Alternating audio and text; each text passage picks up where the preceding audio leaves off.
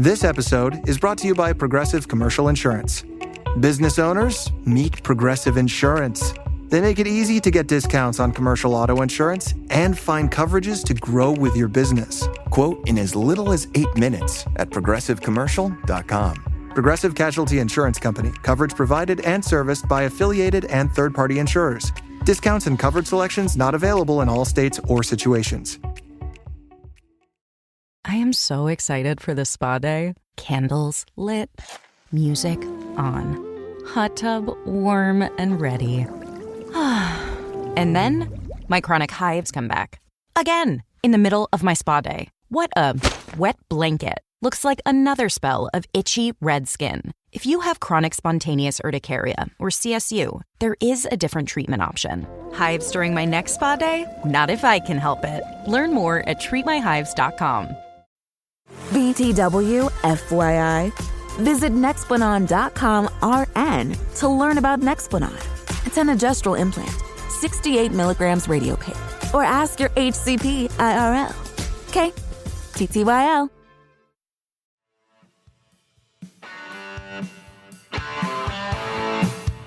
You're listening to Achtung Millwall, broadcasting from the beautiful South Birmingham. Accept no substitute.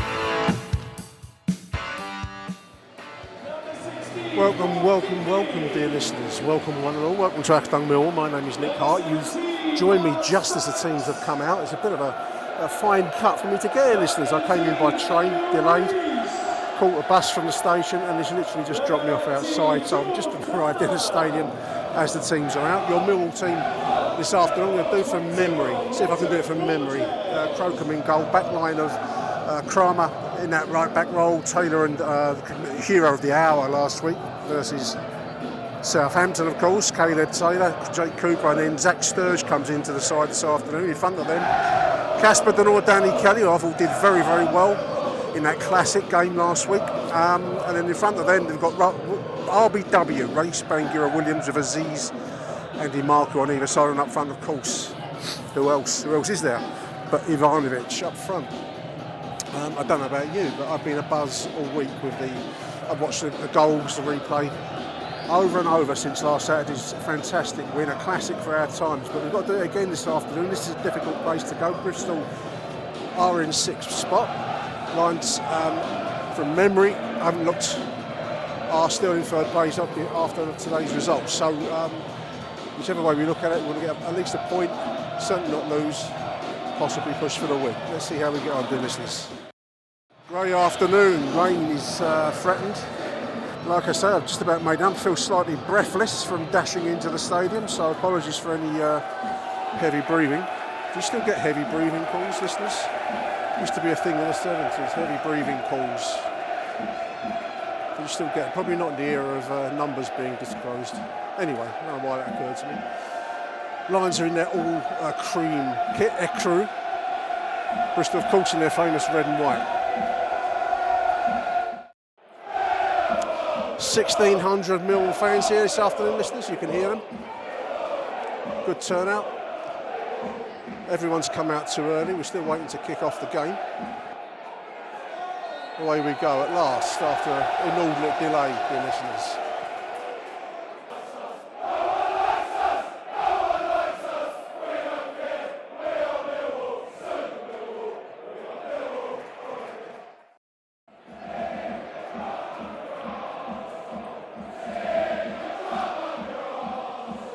Succinctly put by the travelling support. Sums it up, dear listeners. Zach Sturge, of course, returns to the side after suspension for concussion. I think there's a protocol, takes you out for a week. So unavailable last weekend. Danny Mack, of course, filling in masterfully, I thought, against Southampton. But he's back today, and good to see him. Ball into space. The man collects on the left wing. This is the Bristol 21. Could be a left-sided corner for Bristol, dear listeners. 2 minutes into the game. I was talking to a couple of Bristol fans on the bus coming down from the station, and they seem to either win big or lose big. erratic. I suppose similar kind of season that we're having in some respects. We play like world beaters, or we can't string a pass together. Attacking our left wing, ball into the middle. Ooh, it was across the 6-yard box. No one in there. Crocombe's judgment was good. It looked like a dangerous ball. There's a local Bristol copper just below where I'm standing. This looks forward like 80s Olympic style Jeff Capes, the shot put merchant. He was a copper, wasn't he, in his regular life, apart from being an Olympian champion. But he looks like Jeff Capes, this copper, huge lump. I wouldn't want to take him on a Saturday night. Not that my days of taking coppers on Saturday night have been around for a lifetime. It's never been my scene, but there we are. News at Den reports a new long-term deal for midfielder Jack Howland from our under-21 squad. A good player. I've liked the look of Jack Howland whenever I've seen him. Elegant, kind of silky kind of midfielder. And he's put pen to paper. Or do you still put pen to paper? You must do. Pen to paper. You don't want to do it all electronically these days. But anyway, he's signed a deal, long-term deal, to keep out of the club, which is good news. Dull afternoon, floodlights of course on, listeners, on from kick-off as the dullness of the English autumn takes hold. I was reading that Charlton's game against Portsmouth was abandoned, a fan in their covered end, their home end, taken ill earlier on, so I want to send my best wishes to that fan. I don't know any more news than that. I was just reading that on the train pulling into Bristol. Stewart now resembles Brian Blessed. Anyone remember the famous accent, the big booming voice from just the Roman programme, Caligula? Brian Blessed. Stewart, he was in the Game of Thrones, wasn't he? Anyway, he looks like Brian Blessed. We've got Jeff Capes lookalike. Maybe it's a day of lookalikes amongst the matchday staff here. I don't know. Maybe that's a novel idea we could employ, a bit like in Pulp Fiction. They go to a restaurant where everyone's done it, like Marilyn Monroe and Buddy Holly. Put a bit of fun into stewarding and policing. Coming towards the halfway point of the first half, and we're slowly starting to pull into the game after a bit of a bright start by Bristol, but we're slowly clawing our way out the well, getting near the top. Maybe we'll see some daylight soon. In comes a left-sided throw-in then. It's headed on, flicked on, cleared at the near post. There's a couple down there. Looks like Charlton Heston in the Ten Commandments. Incredible. All he needs is a tablet of stone.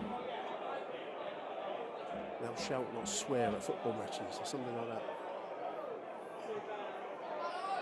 It is a true game of lookalikes here this afternoon, listeners. I'm kind of hoping that the first aid woman down there turns around and looks like Sydney Sweeney, listeners, but I don't know that that's going to work out for me. This lookalike thing might run out of steam at that point. Incidentally, I went to see the new Sydney Sweeney movie. This is Arrivederci before I go on about that. It balled into the middle. There's a moment there where trying to find Bangura. Anyway, it's brought out by Bristol. So we'll stay with the action. 24 minutes. Bristol coming forwards. Free kick given, thanks for the home crowd there.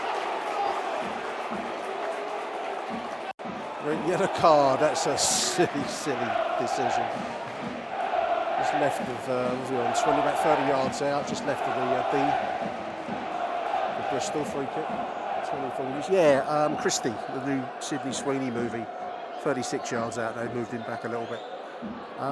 She plays a lady boxer called Christine Martins, I think her name was, and it's her story of becoming a champion in the women's boxing scene, and then the kind of personal distress of her abusive relationship. It's a pretty good movie, listeners, and fair play to Sydney Sweeney, who is a glamorous film starlet. It requires her not to look very glamorous, let's put it that way, and the boxing looks pretty accurate. I'm not a fan of, particularly a fan of boxing, but I know when it looks real and when it doesn't, and it's a decent movie, well worth a watch. Christie, starring Sydney Sweeney. Big thank you to Matt Nash for organising the tickets. There's a shot from distance, eye over the bar, point after touchdown, 25 minutes. Bristol, of course, come into this game in 6th position. Playoff contenders themselves. The Lions will be also thinking themselves in that sense. We are looking, I think, at Middlesbrough and Coventry starting to pull away slightly at the top. They had a huge win. There's a ball through. It's going to run through to Crocombe in the middle goal there. 4-0 up at half time last night, Middlesbrough. I think it's 4-1 at Hull. So and Coventry look like they're going to be the top two teams. So it's all for grabs though with the top 6. A very busy schedule across December. Derby away in the week. And then Hull City at home next Saturday. I think it's Blackburn after that, just before Christmas, isn't it? Ball into the middle. This is Bristol now. Reece clears. And then the Christmas period is, I think it's Ipswich Boxing Day. There's an evening game after that. I can't remember who that is. Anyway, there's a lot of football to be played over the month ahead, listeners. New Year's Day we're away at Southampton, of course.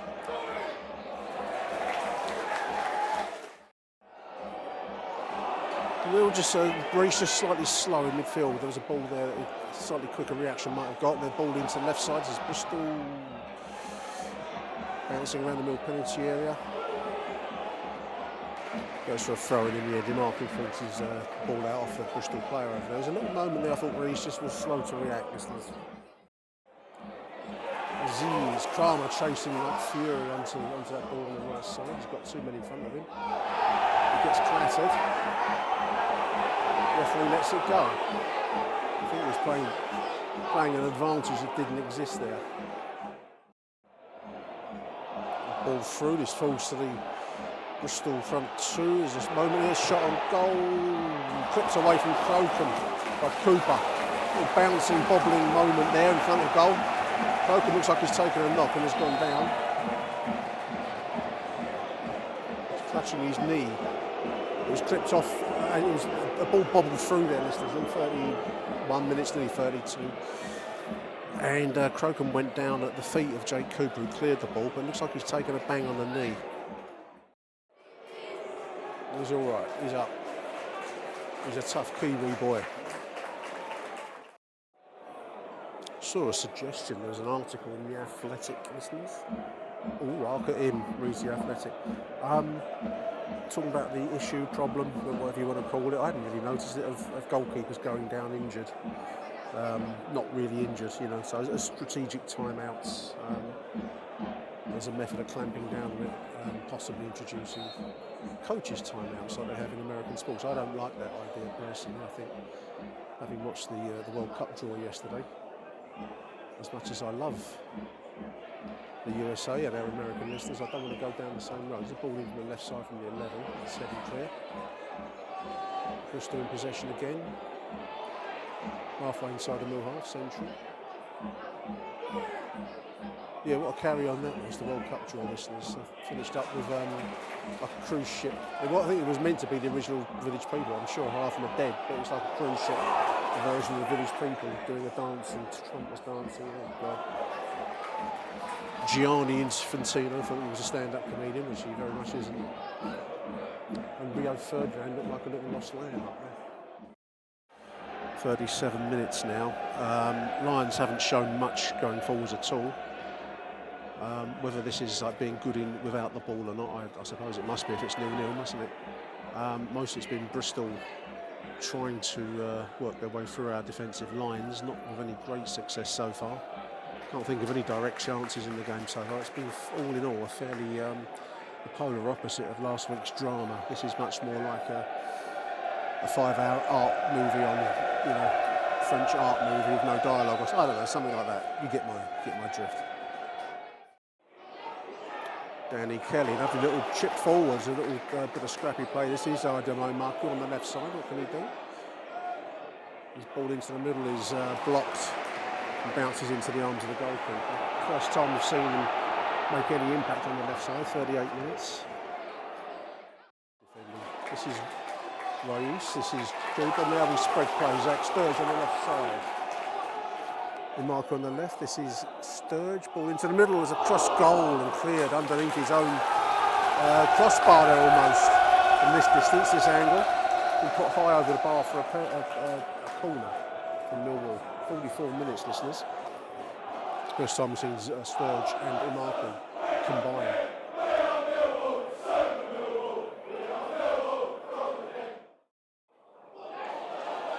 Funny old pass finds its way through to Umaku on the left side. This may be the last moment of the action for the first half. Umaku goes into the penalty, goes over like the dying swan there, listeners. It's half time, 0-0. Pretty dreary half of football, in truth. Not much in the way of action. Lions had little phases where we looked better. For the most part, I would say Bristol have had the brighter side of the game, but at the break, there's nothing in it. It's 0-0. BTW FYI. Visit Nexplanon.com/RN to learn about Nexplanon. It's an adjustral implant, 68 milligrams radiopaque. Or ask your HCP IRL. Okay, TTYL. Achtung Millwall. Welcome back, dear listeners. The Lions are entering the pitch after what was in truth one of the most mundane games of football. I think it's total contrast to last week's drama and Sturm and Drang at home to Southampton. That was pretty much, I borrowed Merv's book title after the Lord Mayor's show on my post on Twitter, dear listeners. Because it felt a bit... for Millwall, leaving the field, number 24, Casper Denor, to be replaced by number 10, Khalil Negley. Negley comes in for Denor. Must have had a knock. I would have thought Denor. I was just saying at half time. So listen to Ben. Big shout out to Ben, who's come over from Wales. Listening to the show. I was just saying at half time. I thought Reece might be, coming out of the game. Just think sometimes he's very creative. But this has been a game for industry, and we haven't had much industry. But clearly, Denor must have had a knock in that first half. Then listeners. Well, there we go. After all that waffle. I was just reading, listeners, the fan who they suspended the game at Charlton. I was reading about it on the train coming into Bristol. Game suspended. Apparently the fan's passed away, so I want to send my condolences. I'm sure everyone's sending their condolences to his friends and family. We've had incidents ourselves at the Den in the past, medical emergencies, and you will get them, but never easy, is it? The half-time entertainment was pretty good, by the way, listeners. To move on to a lighter note, which was the cider apple race. Thatcher's Cider, a big name. There's a big advert for them down at the far end there. Thatcher's Family Cider Makers, and had a race of apples. Big, people inside the big apple. That's been the most exciting and indeed compulsive part of the afternoon so far for me. Oh, the man beats. Was that Kramer over there? It was Kramer. It falls to the 17. Shot blasted in. It's come off a Millwall. Come from red shirt for a goal kick. That was a dangerous moment there, listeners, going down left. It looked like Kramer was just beaten by his opponent there slightly. He's still on the floor. Can't afford Tristan to go down. 47 minutes. This is Danny Kelly with Arrivederci. Finds Umaku now. There's a left-sided break from Millwall in 48 minutes. I don't know, goes past his man.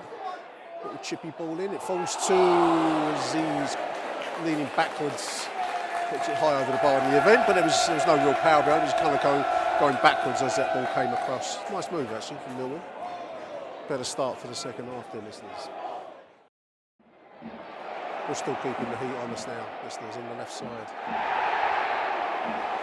Free kick awarded. The home crowd, I think, swaying this referee, who's giving very little Millwall's way.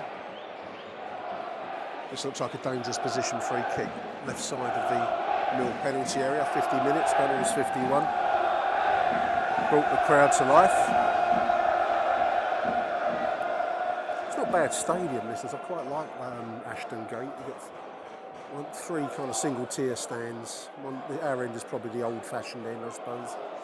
The side stand, Lansdowne stand, is a big double tier affair. But it's quite a nice ground, a little bit out from the centre of Bristol. That's about the only thing I'd mark it down on. It's not walkable from the station.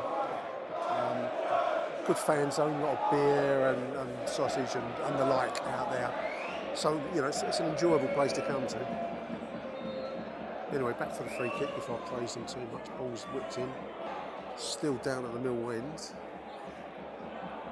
Bit of head tennis. Going into a touch for a throw, 51.5 minutes. So yeah, hats off to Bristol. I mean, I think the ground stage is rugby union as well. It looks like the pitch is marked for rugby union as well as football. I was quite struck on the train how many people got off at Bath for the rugby union. I thought it's going to be mostly football fans coming down to Bristol. 1,600 have made the journey down here from Millwall this afternoon, but the number of people who got off at Bath for the Bath rugby quite surprised me. I don't really follow the sport, so maybe I shouldn't be surprised. Neil Fisher will probably berate me because he's a rugby union journalist, but no, quite a big train cleared pretty much at Bath. Millwall so far haven't shown huge amounts of quality. I'm going to be really honest with you listeners, but the crowd are demanding quality. They're saying we've paid good money to come all the way down to Bristol and consume its local cider. We demand some quality on the football front.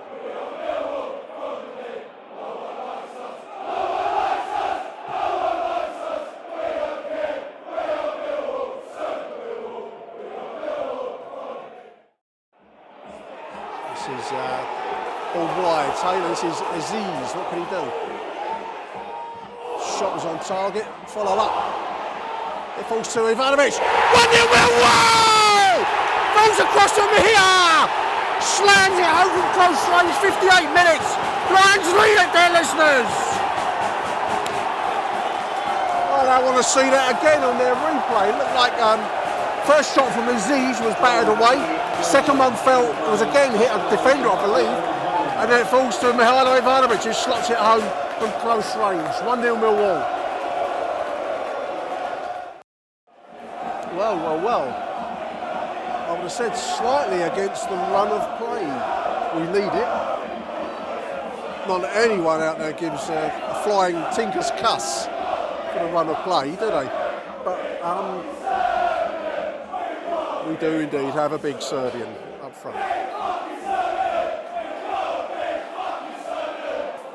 We will have a foothold, something to cling on to. Probably will keep them at bay, of course. Raiz. All down the left side for Marco to chase onto. Get into touch. 60 minutes, listeners. Game transformed.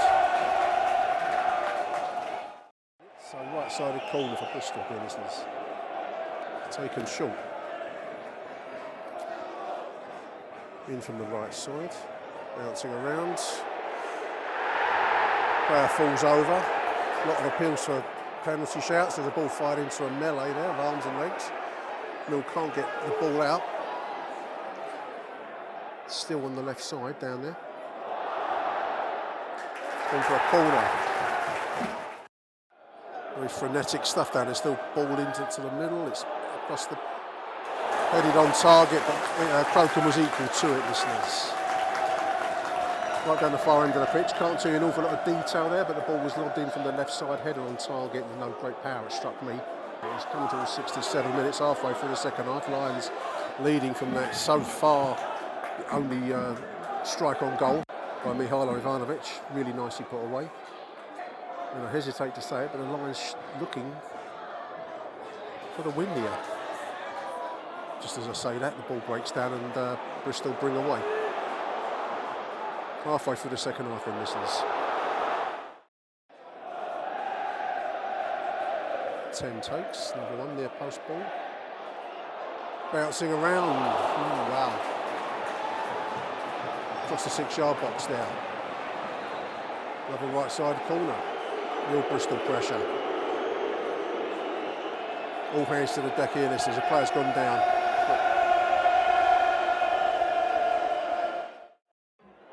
71 minutes left for the penalty area. Ball into the middle. The striker skews it wide right. It's a chance. I feel for him, that's exactly what I would do if I was in his position. Substitution for Millwall. Rice is coming out. Replaced by number 70,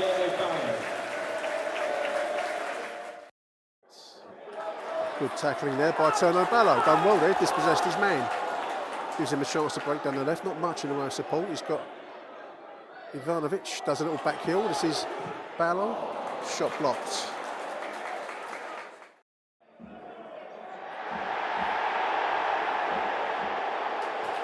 Howling for a penalty down there. Looked like Jake Cooper was standing his ground more than anything else. 77 minutes now, listeners. A long one, I think, is coming. In it comes. Big D, bounces across the goal. Looks like he ran it up. I can't tell you what happened down there. It ran across their own goal there, and then there was a melee of bodies, arms and legs, a bit like the old Andy Capp comic strip series where there was like a puff of smoke and arms and legs sticking out of it. But it looked like there was a chance down the far end. 77 minutes.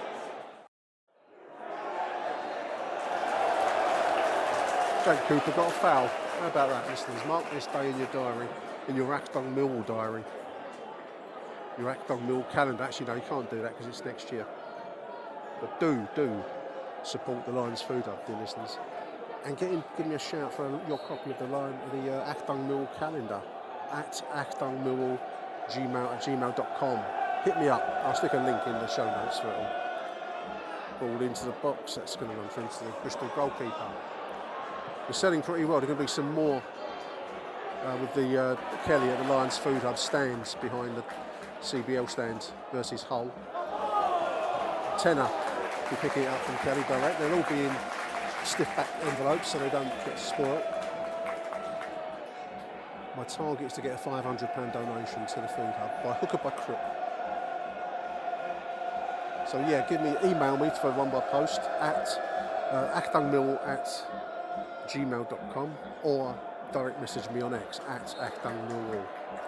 We're asking for 12 quid postage in the UK. £10 if you're buying it from the Food Hub stand.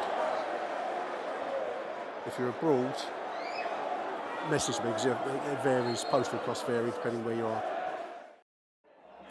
Lovely little pass there from Aziz. He finds ball into the middle. There's Turno Ballo. Shot on target from Danny Mack there, listeners.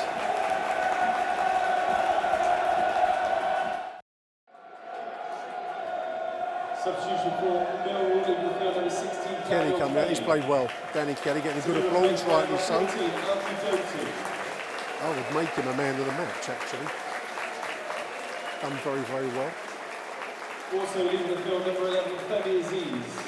Aziz coming out. To replace number 17, Macaulay Langstaff. Langstaff comes in. Femi taking a very slow, relaxed stroll along the Thames towpath with his lady. Perhaps talking about which coffee shop they might stop off at. Taking his time. In comes Macaulay Langstaff, whose work actually produced the winning goal last week. We made a really nice run down the left side before finding Ballo for that final goal from Tristan Kramer, listeners. So hats off to Macaulay. Lovely little ball inside from Ivanovic to Ballo. Little back heel check in front of Sturge. What can Sturge do? Fired over, unfortunately, listeners. There was a moment there I thought he might repeat his goal from earlier in the season.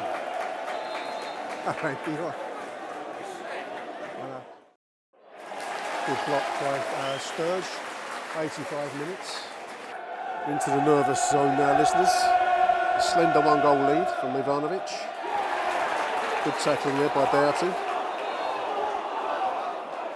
Bristol players trying to work the fourth official to say that it should be a sending off.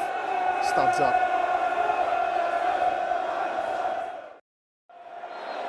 Well, it's been a hard grind of a game, dear listeners, overall. I think Millwall certainly have deserved it in the second half, particularly the first half was pretty mundane stuff, but we've still got a few minutes to go here before I start overdoing the place. This is a left-sided free kick for Bristol. 92 minutes, so 2 minutes of the 5. This is Bristol pressing forwards. Ball wide left. Wow, looked like that was a save from Crocombe. I think the Millwall players rush over to congratulate Max Crocombe, the shot on goal. Right down the far end. Looks like it was battered away from a left-sided corner. We're in 93 minutes. Crucial save by the sounds of it. The way they were reacting there. I'd have to see that again, listeners. As it is left-sided corner still to defend. Could that be a crucial save? The goalkeeper's gone forwards for this. It's lumped into the middle. Ball bouncing around now, and hoof clear. Hoof clear into touch.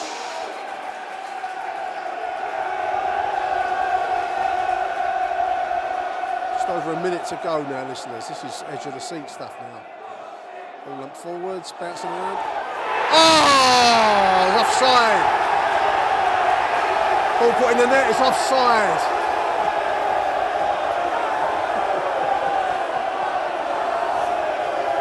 Oh my giddy arm. Ball hooked in from that long ball forwards, but the referee's given offence for something. And the goal is disallowed, dear listeners.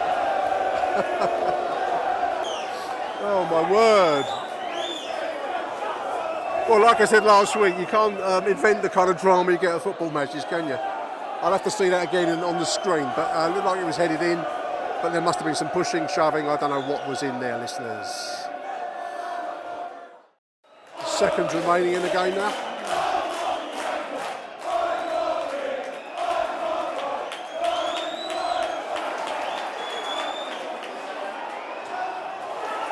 This is down the line, this is Ivanovic.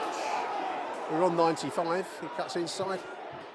Shot on target, but batted away by the goalkeeper. There it is! What a result! 1-0 Millwall. Deserved the second half. First half, no, forget about that one, but the second half we more than put the effort in. Goal from Mihailo Ivanovic, who's on his knees in the penalty area. Lions win it. Wow, drama, and then that late. It always looks like it's kicked off over on the touchline. What's going on over there? Look at this. It's kicking off badly in the penalty area. Looks like Alex Neil's in the midst of it all. It's all going off over there. My word.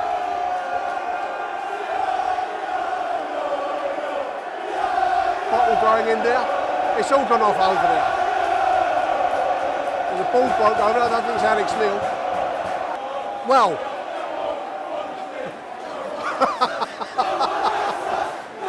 After the first half, Ben, that's what a second half, mate. And all that as well, just for good measure. Oh dear. Well, anyway, there we are for Ashton Gate, dear listeners. I don't know what happened at the end there. A full-scale brawl. It finishes Millwall 1, Bristol 0. Achtung Millwall. Welcome back, dear listeners. Well, at half time, I've got to admit that I texted our guest now, Mike Hayden, with the idea we wouldn't have much to talk about, but my word, we've got plenty to talk about at full time. Welcome to the show, Mike. Long time no see, mate. Thanks. Yeah, good to be here, Nick. Yeah, likewise. Yeah, it was a drab first half, wasn't it? But yeah, plenty of action and scuffles, let's say, in the second half and at the end of the game. Yeah, I mean, it strikes me we've got two aspects to talk about. One is the football, and one is the post-match ultimate fighting contest that took place. Yeah, handbags, whatever you would like to call it. Yeah, I mean, I like to present this show as a level-headed Millwall fan, reasonable in outlook, mature in years, but I do love a good yeah, good to do, Mike. I think there's nothing to beat it, is there? That's why we follow the lines. Nothing wrong with that. No, absolutely. Let's go with the football. First of all, it was a very dreary first half. I mean, I think Bristol had a couple of moments that spring to mind. I've had one look at the extended highlights on the club site, Mike, and I think they had a cross that kind of trickled across our 6-yard box and was actually very, very close when you look at the replay.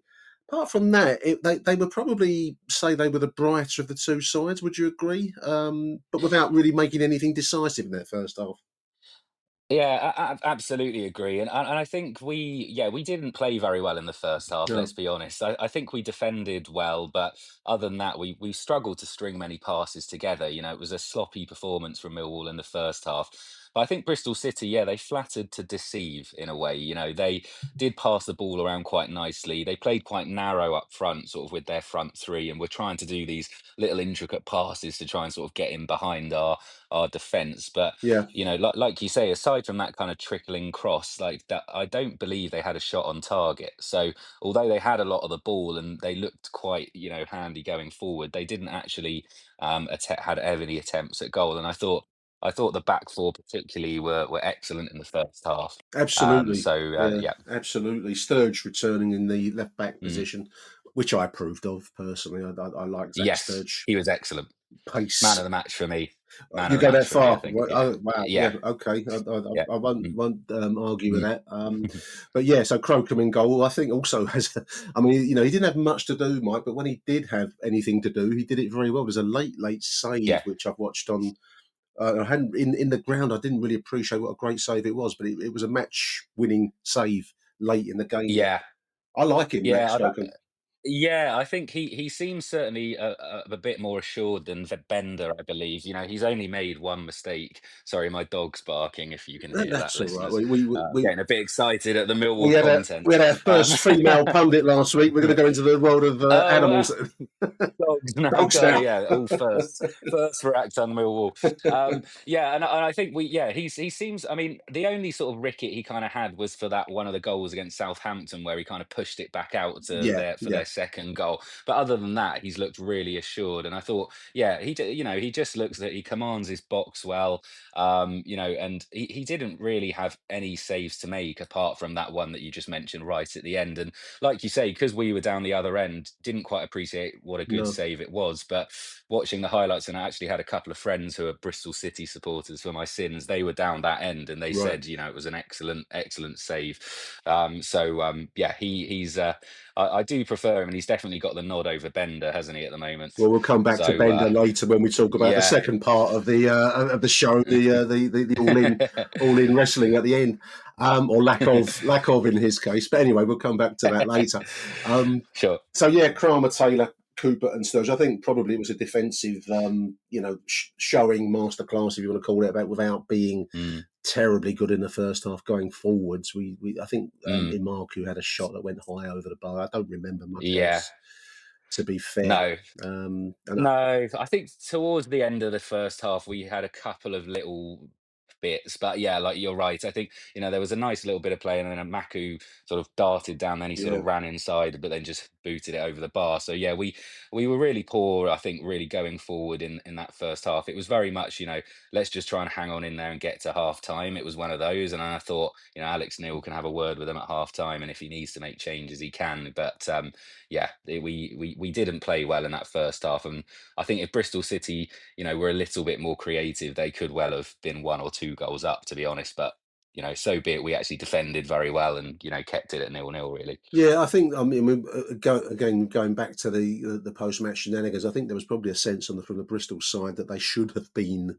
It was a game they probably would expect or feel they should have been ahead in, Mm, and if not mm, if not winning because of the possession and the moments they did create. And I think that got rolled up towards the finale, which we'll come back to. But yeah. I quite enjoyed the half time Thatcher's cider apple race, which actually was for me, it was one of the most exciting parts of the game so far at that point, Mike. It I think they was. had kids inside, a bit like we used to have on at the den. Used to have these big, what do they call those things? Zorbs. Yeah, it's balls, These were all balls or apple something. Yeah. zorbs, weren't they? And it Mm. was quite a nice idea at half time. I quite enjoyed it. Well, it was amusing, especially as one of the kids actually didn't listen to the rules properly. So he actually beat I think it was two brothers actually Yeah. racing against each other. So to give a bit more context to the listeners, there were these massive giant apples that they were pushing towards the halfway line and then had to turn round. But I think they had to do 2 laps. Now one brother thought they only had to do 1 lap. He was ahead. He started celebrating because he thought he'd won, and then obviously the other brother carried on and then won comfortably in the end. So it was as farcical as or poor as that first half, if I'm honest. Absolutely. Actually, in a way, that performance from that one brother. A big shout out to Thatchers and their wonderful cider. What a great idea. We want to see more of that at the den. Anyway, there we Mm, are. The second half is where the drama really unfolded. We had an enforced change at half time there, Mike, didn't we? mm, Losing Casper. Let's hope that I haven't seen anything on his knock that he took, but Negley coming in. for Casper to not half time. That'll be a blow if he's out for any of these games ahead. Well, I mean, we're already really depleted at central midfield, and then when Denor, to be honest, went off, Mm, I was starting to think to myself, oh, we're really in trouble here, especially as yeah, the first half performance wasn't particularly good because there's not many players in that 11 who really likes to put a foot in, let's say, and I no, think Denor was doing a bit of the dirty work in central midfield, whereas Dan Kelly was a bit more of the sort of kind of the give it and go, if you yeah, like. yeah, He's yeah, Kelly doesn't really have the stature that I don't think particularly to be flying into tackles, whereas Denor's not afraid of getting stuck in, which is good on him. But yeah, when he went off, and then Negley, who seems to be out of favour, and I think rightly so based on his form, then mm, came into the central midfield position. You're really starting to think that is a lightweight midfield. Negley, was it Negley, Kelly, and then obviously Bangura Williams in a 10, who's not going to provide much defensively. So no. yeah, it was worrying. Yeah, it was concerning. But I mean, that said, Negley, I thought was instrumental in the Mm, goal. It was a yeah, he beautiful, was. absolutely beautiful pass, Mike, into space for Femi Yeah. Aziz to run onto. Mm, And then obviously they had that double save from Aziz before Reis had the foresight just to tuck it to his left, I think it was, and mm, buried by Mihailo Ivanovic, causing yeah. mayhem in the away end. I mean, it was Ah. it was a moment that's a saver because we'd been up against it until that point. Really, I don't think any of us saw it coming. So Mm, when it did go in, we had the yeah. usual frenzy there, Mike, didn't we? Yeah, we did. Well, it just felt like an eternity to like go in the net, didn't it? It Because did. it was the first chance, which I think the goalkeeper will probably be a bit annoyed about, Aziz's shot because he kind of just parried it straight back out for the second shot that came in. Yeah, Maybe you could have tipped that wide and we would have been a different story. But then I thought really as well, aside from Negley's pass, I thought was excellent, yes, but also Bangura Williams in there, who actually had the composure to pass it to Ivanovic rather than just panic and have another shot. yeah. Ivanovic was obviously in a better position. I thought, for his age and to do that in that kind of high pressure moment, that was excellent. Just to pass it and yeah, absolute pandemonium. I mean, it's a bit. This was a big game for us, Nick, wasn't it? Yeah. Against the top six away from home. We this is if- this really shows that we're very serious about this top six fight to go and win at Bristol City 1-0. I think at another club who are fighting for that top six. So obviously you're going to go a bit crazy if we score, and we, One we hundred certainly did. percent. Yeah, I mean, Mm. they're a decent side. I mean, I know Yeah, in yeah. amongst all of the kerfuffle yesterday, that I think that can get a bit lost. But I thought they were a decent side. Mm, They went very close. Let's put it that way. Especially as as we're trying to claw their way back in, Mike. yeah, I mean, it's difficult to tell from our angle at the away ends. I was a long way, it seemed, from some of these moments at the far end, but watching the highlights today, I think we dodged a yeah, couple of bullets, to be truthful. I mean, there was yeah. a Danny Mack fell over in the penalty area, and it did touch his arms. You can see it quite clearly. So, big penalty shout from the Bristol end, which the referee didn't give, Mm, thankfully. mm, It's one of those mm. moments where I think referee incompetence can work in your favour He sometimes. was well. I thought the referee generally was He was poor. I very poor. thought to be just so inconsistent. I mean, there was a number of times Ivanovic got wrestled to the ground when he was trying to hold the ball up, which either didn't get given or got given in the opposition's favour. Yeah. And then likewise a very similar thing for their player, and they would win the free kick. But he was inconsistent, and obviously you may go on to mention they had a goal ruled Well, I was just offside going to very late, say, yeah, the offside. which. Wow. I mean, I Mm. don't think that was offside, to be quite honest with you. It was very, very tight. Well, I went on. I had a look on Twitter Yeah. and some Bristol City account. I mean, it's funny though because you can obviously choose where you do the freeze frame, and he had positioned it right To before the suit guy had their case. kicked it exactly. Yeah. Yeah, but I was obviously, do you know what? I'm gonna get a bit anal with this and really have a look at it. So I sort That's of not sort of like you, zoomed. Mike. Well, no, I was just thinking if this Muppet, I just wanted to know The we rightly truth. won. You know what I mean? Yeah, Exactly the truth. I wouldn't rest, Nick, until I found out the truth. But I looked at it, and I mean, I think he's slightly offside. I mean, certainly, I think if that went to VAR, it would have probably been ruled offside. But yeah, it was so tight yeah. that actually, to the human eye, we probably got away with one in a sense. Especially if you're going to give a bit of benefit to the attackers, let's say. Yeah, I think in a way we got a little bit lucky, yeah, in a sense. I mean, on the balance of play, let's not kid ourselves. I think probably a draw was a fair result in a way. In the end, yes, I would agree. Yeah, I think it was. But we're not going to complain at winning. No, That's for and in sure. fairness, the linesman's flag goes up very quickly before the ball's in the net. The linesman Yeah, flag is up. it was. So whether the right and wrong of the offside call is, take your pick. We're Mm, playing in a championship. There is no VAR. So as soon as his flag goes exactly. up, the defensive side will momentarily relax. They've seen a linesman flag go up. So, there's that part of it too. But that obviously led to a feeling, I think, amongst the Bristol fans and staff probably of having been cheated of an equaliser, which I think takes us on very neatly Yeah. to the Well, Nick, post-match incident. exactly. What made me laugh just briefly, Nick, was you'll obviously know that we all know the song "I Can't Read, I Can't Write" that was in the chorus many That times. song is a When moronic song, and I love it. yeah, exactly. Makes me Yeah, laugh every I time. I actually took my brother-in-law to the game. He's been to a few. I won't say who he supports, but he doesn't support Millwall. But I've tried to get him to come along a few times. He's been to a few home games. Okay. This was his first away game, and I told him, I said, make sure you join in on this one, and he certainly did. But what was quite funny was, I think it rings true, Nick, to be honest, because usually, I saw the offside flag straight away, but I swear about 90% of the ground for about 2 minutes after was still celebrating. It's like, I mean, yeah, maybe we're right. Maybe But there's it was always offside. like It was ruled offside. in everything. There's always a dollop of truth in there somewhere in every cliche. Yeah, they were celebrating. There was where I was standing. There was you could look down and see a bunch of Bristol fans after the decision being given. I mean, I'm saying in my recording, Yeah. that's been disallowed, and they're still going on like Mm. it's a goal. I think they were just so Yeah, giddy, exactly. Yeah. giddy with excitement. And there we are. So it. Yeah. I'm going to say from Cromwell, there was a couple of harem scarum moments late, and we saw it through. And then of course it all goes off on the touchline. I've watched more of the footage of the post match fighting, Mike, than I have of the goal. Yeah. Yeah. Yeah. Same. And Yeah. It was more entertaining. it's wonderful. It's wonderful. I mean, clearly there's bad feeling on both sides. I think going in as the final whistle was blown. And Mm. the Bristol manager Gerhard Struber, who looks for all the world like he's just dropped out of a World War II Yeah. movie. To me, Yeah. I mean, I Yeah. know I that's wouldn't want to cross him. no.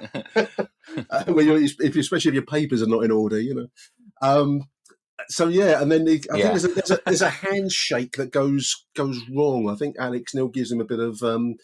I Mm. don't know where Alex was, Airdrie or Verbals. Paisley kind of verbals at him, and then the Bristol player Knight gets involved and starts pushing Alex Neil, and it all goes off from there. Becomes very Mm. confused very quickly.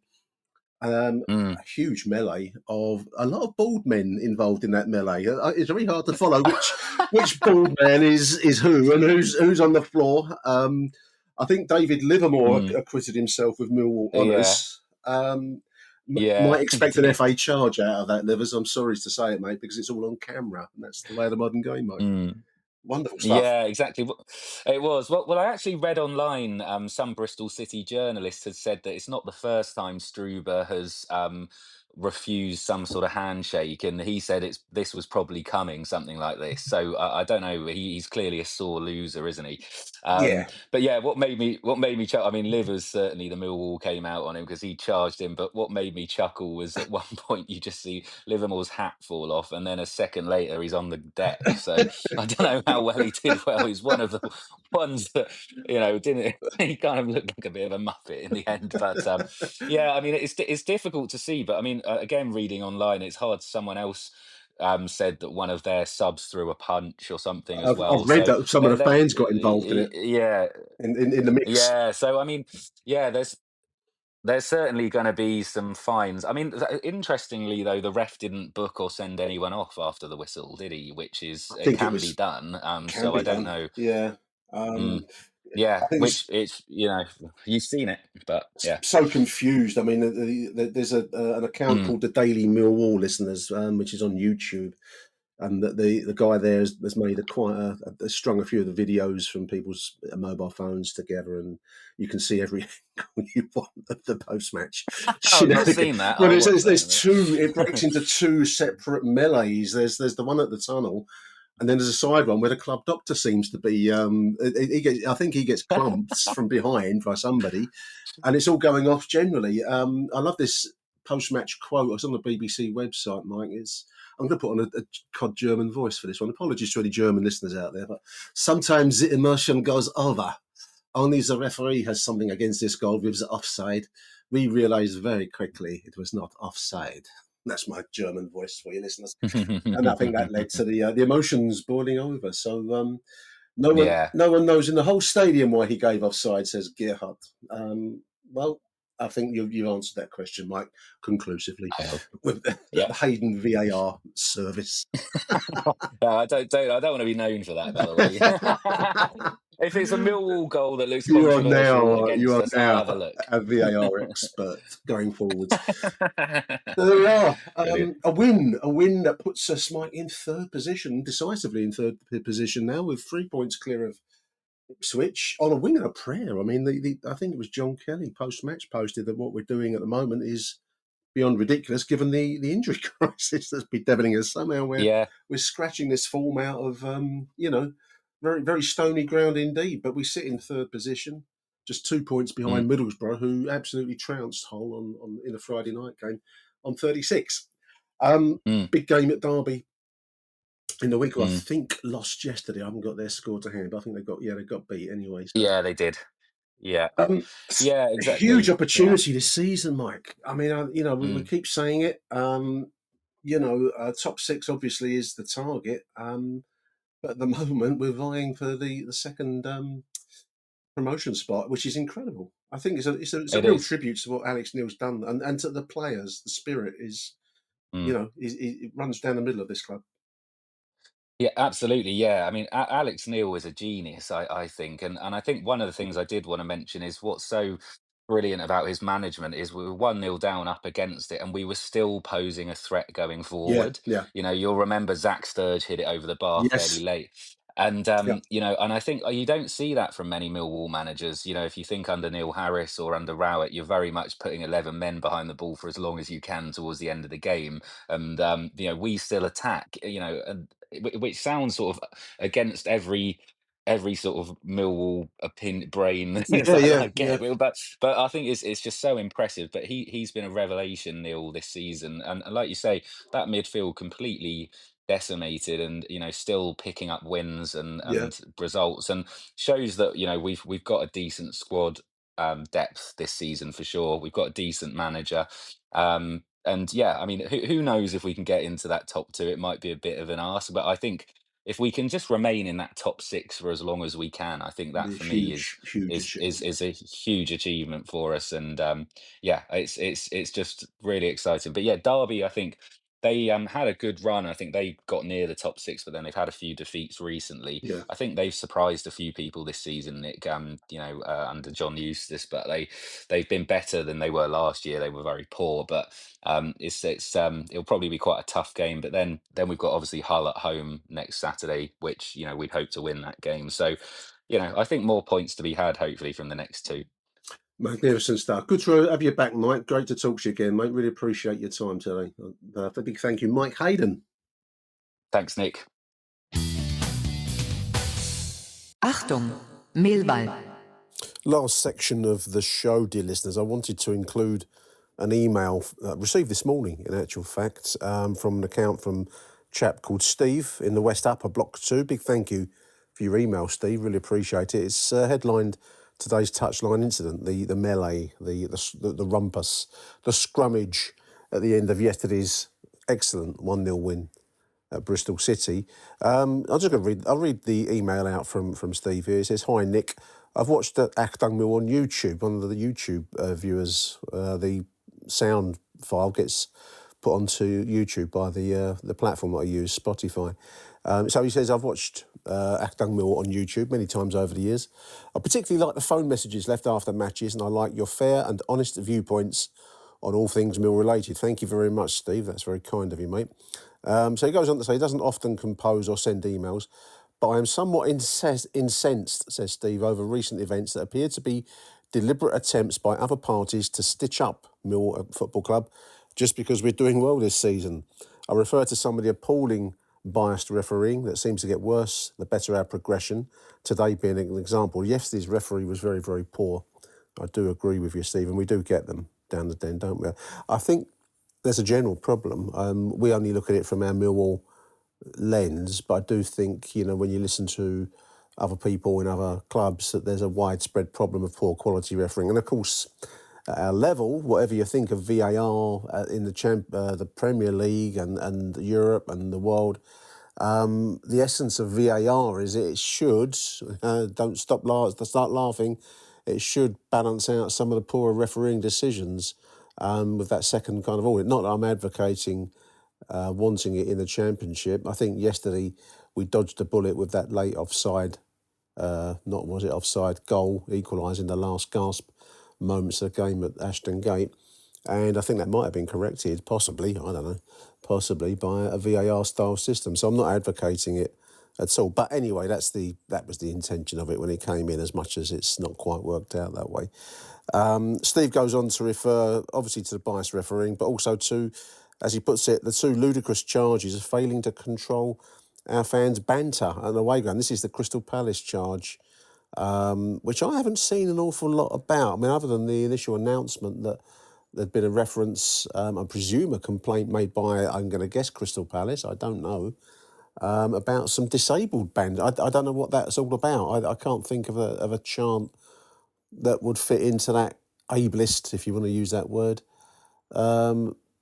genre of football bants. I don't know what that's all about, dear listeners. But that's the turning point of the charge. Apparently there was some form of late banter, as Steve's put it here.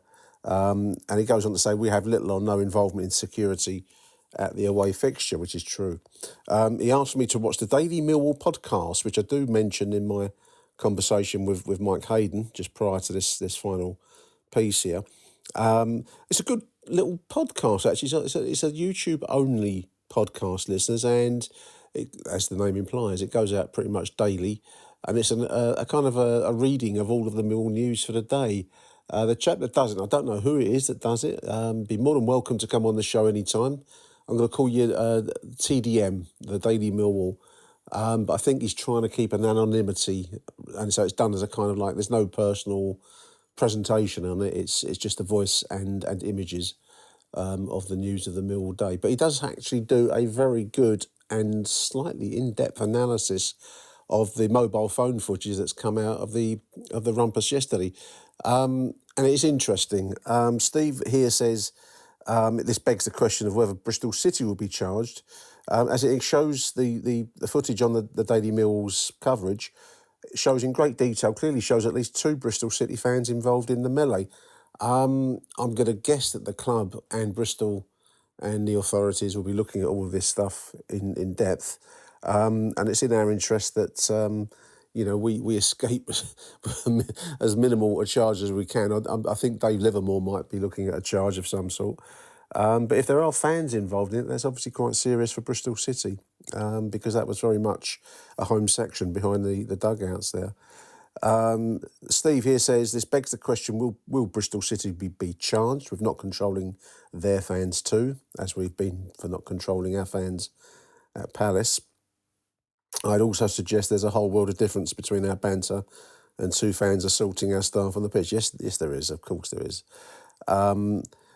Anyway, there we are. We can't control what the FA do either, Steve, can we? He continues, I am, of course, aware of our checkered, in inverted commas, past history. and the phrase involving stones and glass houses, but an assault on our staff by 2 fans should be highlighted and not ignored. I think that what Steve's driving at there is the club doctor, chap with a grey beard, not me, listeners, and it's not Santa Claus, it's a club doctor, and it looks like he gets a bit of a clump from behind. It is so confused that it's very hard as an outsider to know who's who and who's in the mix from what side of the staff. And then, if there are any fans involved, then obviously that's going to be down to the security cameras, which will be ultra high def, you would hope. Certainly the ones at the Den are. I'm going to guess they would be at Bristol City, which is not a place without its sins in the past. But so, yeah, we'll see who gets picked out from that little kickoff. Steve continues, bearing in mind we play Bristol again at the Den in just a few weeks' time. This could easily escalate.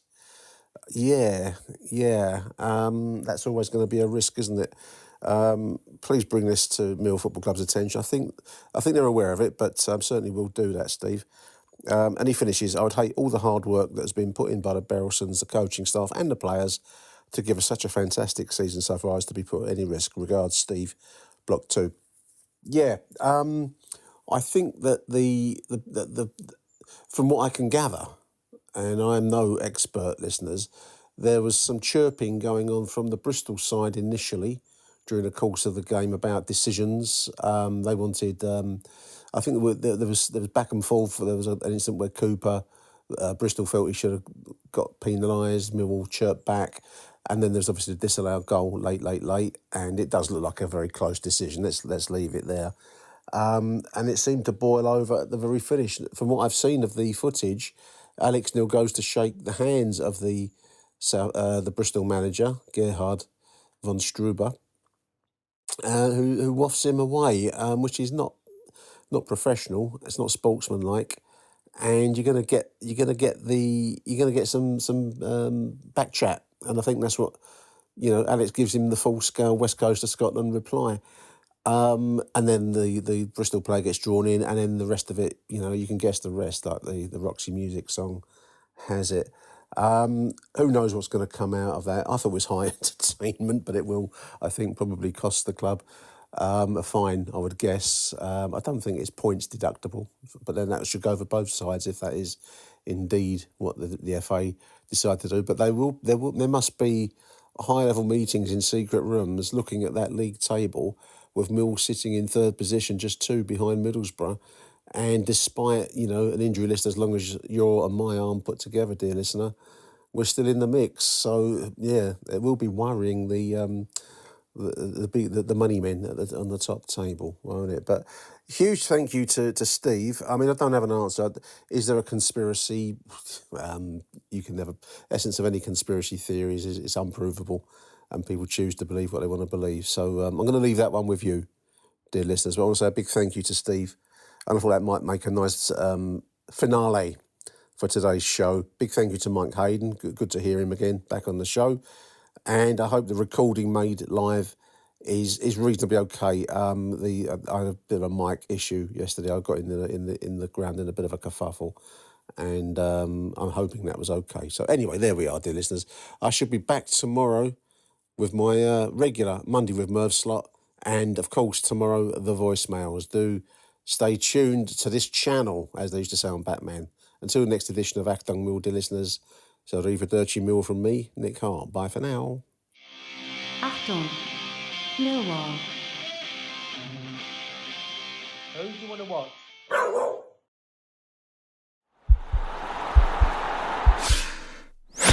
This podcast is part of the Sports Social Podcast Network.